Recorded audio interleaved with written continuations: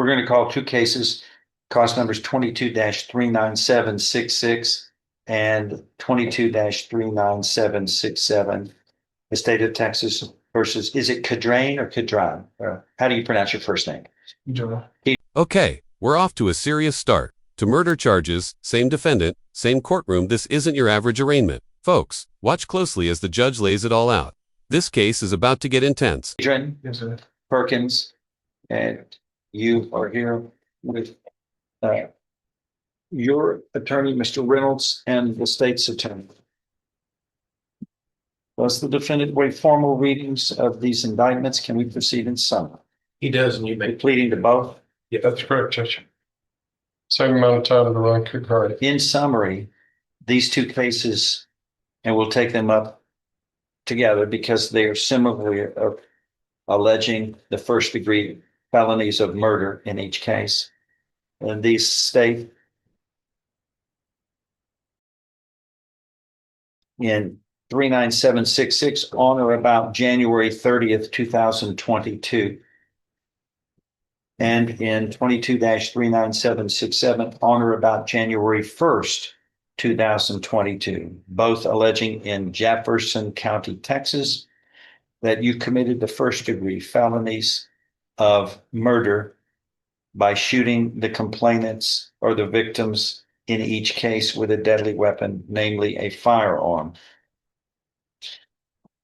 There's a second allegation of a prior conviction of robbery. Are we using that? No, there's no need, Judge. Okay.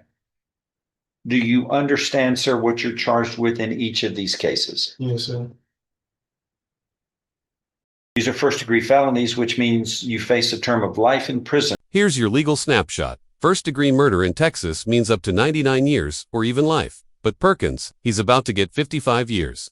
Stick around to see why this specific number matters and why both sides are agreeing to it. If convicted, or any term not more than 99 years or less than 5 years in prison.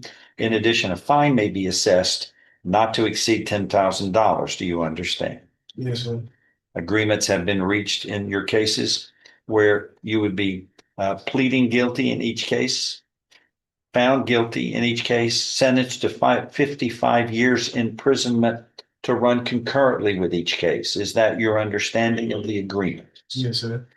If I follow these agreements, you have no right of appeal of your cases. Do you understand? Yes, sir. Stand by, please. I show you in each case what's marked as State's Exhibit 1. Did you sign those documents Yes, sir. voluntarily, knowingly, intelligently? Sure. Yes, sir. Did you discuss them with your attorney, and are the contents of these documents, State's Exhibit 1, all true and correct? Yes, sir. State's Exhibit 1 tendered into evidence in each of these cases. No objection. Without objection, admitted. Among other things, these state that you are mentally competent to enter your guilty pleas. These are freely and voluntarily made. You know what you've been charged with. The indictments have been read to you, or you've read them. You are guilty of the crimes charged and any lesser included offenses. You are giving up your rights to a jury trial and the rights to the appearance, confrontation, cross-examination of witnesses. We're totally satisfied with the representation provided by your lawyer. All of this is true. That's a major moment. Perkins just waived a jury trial, cross-examination, everything, meaning this case won't see a jury at all. When someone pleads guilty like this, the courtroom takes on a different weight. No more proving guilt, only consequences. State, so help you God. Is all of that true and correct? Yes, sir. State's Exhibit 1 in each case made a part of the record for all purposes. Pre-sentence reports are waived. So waived. Anything else to add by either party? I'm going to follow these agreements.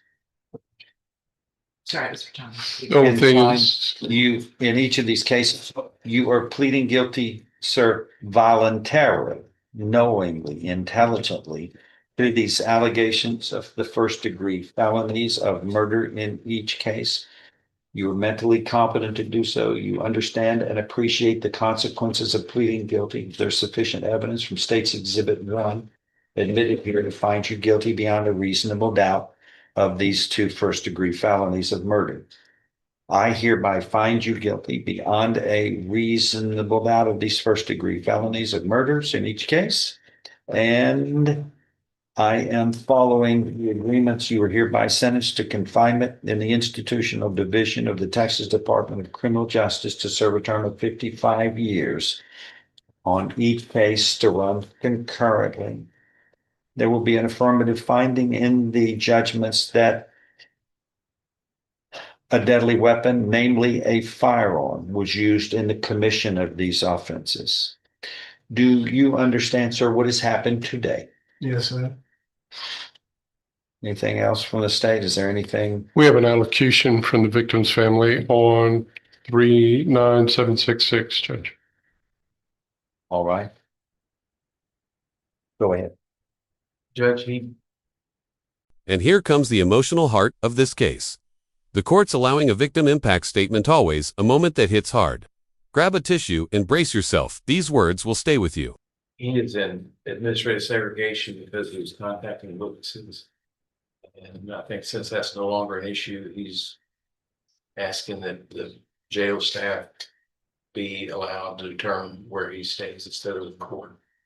That's an accurate statement as to why he was moved into isolation. We had proven to the court that there were some threats against one of the witnesses that testified. Since we're not moving forward with a trial, I have no objections to the jail making administrative changes. It is allowed, based upon no objection from the state. What do you have? I have some family, Judge. I don't know where you wanted to situate. Okay, the defendant can be seated right here in the witness chair. Thank you. All right, please, in each case, please identify yourself and how you are related to the victim in this case. My name is Sabrina Matthews, Wagner Matthews. I'm Isaiah's oldest sister. That's Isaiah Wagner. Isaiah Wagner. Who was the deceased, who was Yes. killed in Yes, this case. sister. Okay, go ahead. Sandra Matthews, the baby sister. Okay. All right, you may go forward when you're ready. Thank you. Isaiah Brandon Wagner, a gentle giant, was taken from us on January the 30th, 2022. Our parents' lives are not the same since that day. My mom is 84, 666 since that day. There's nothing we can do or say to her to make it any better. We wrap our arms around her and tell her, I literally love her every day. Mama, it's going to be okay.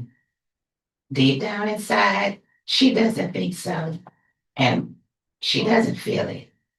My dad is 84. Your parents and family and friends can go and visit you anytime they get ready. What we have to go and visit is a grave site of Isaiah. As one of Isaiah's oldest sisters, like I stated, we're a very close-knit family. All five of us. It was 3 boys and 2 girls.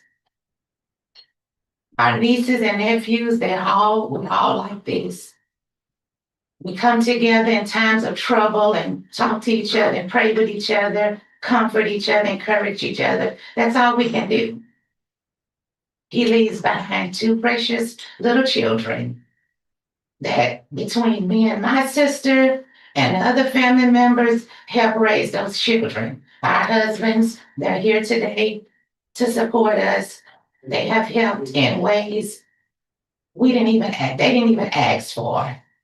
But the love that they have for Isaiah's kids, that's what they do. That's what we all do. Jerry, my brother that's here today, you will always be our big brother, even though I'm the oldest. He's going to always be my big brother. It took us a long time, but not too long, to find out after Isaiah had passed, the grave site where the grass was growing at. It didn't take us that long to figure out it was him that was going out there cleaning that up. You took our loved one. I truly wake up some days in disbelief. I can't believe it. I touch it's real. He's gone. He's never coming back. I have a picture of him on my fireplace mantle. I pass by that fireplace mantle and I say, Isaiah, you don't even know what hit you that day. You hunted him down like an animal. For what reason? Oh, they said it was a girl. Oh, they said you disrespected me. How so? A human being. What happened to just talking? What happened to let's just get together? When I was growing up, it was just let's squash this. What happened to that? Take a life of another human and in that way. Coward, that's a coward. How could you? So disrespectful on so many levels. I feel mad, I feel angry. I'm sad for my parents, most of all. I can't even imagine. I have 3 girls. I can't even imagine them dying and getting killed, not dying just from a hospital stay or sickness. They had pneumonia and died. They had cancer and died. No.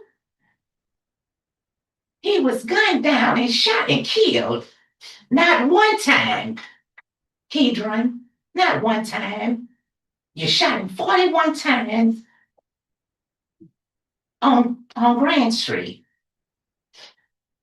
Get my numbers right here. You shot him 41. Wait, 41 shots in one case and then 50 in another.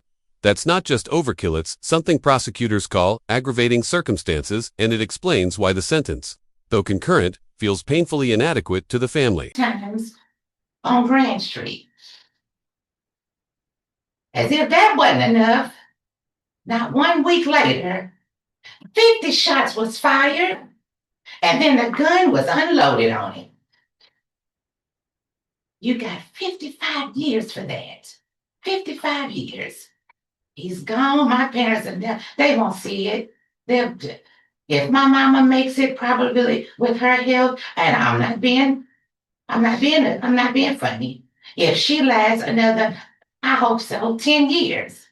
The way her health is right now, God is my witness. I have no reason to lie. I'm sworn in here before oath. Who does that, I say? Who does something like that? But a person who just does not care for another human. Today, I found out how many times he was shot, 41 times. I said that. How are you able to look at yourself for what you did? You will never forget what you have done for the rest of your life. You have a long road ahead of you to think about what you've done. So I say all of this to say this. You are a soul that Jesus died for. I believe that. I believe in there's a place after this life. I believe in God. God died for you. He died for me. Yeah, Isaiah made some mistakes. I'm not going to get up here and paint a picture of Isaiah, that Isaiah was all that and a bag of chips. I'm not going to do that. Isaiah made some mistakes. So have I. So have you. So I say this. You are a soul that Jesus died for. You need to repent. I am a soul and a child of God that Jesus loves, and I need to forgive you. Did you feel that shift? From fury to forgiveness in one breath. That's courtroom grace, and it's rare. This moment isn't just about justice, it's about humanity. Could you forgive someone who took your brother like that? So Kedra Perkins, I forgive you for what you did to my brother. May your soul rest in peace. That's a check. Hold on. Anything else? We are in recess. We are in recess on this case. Thank you. Thank you.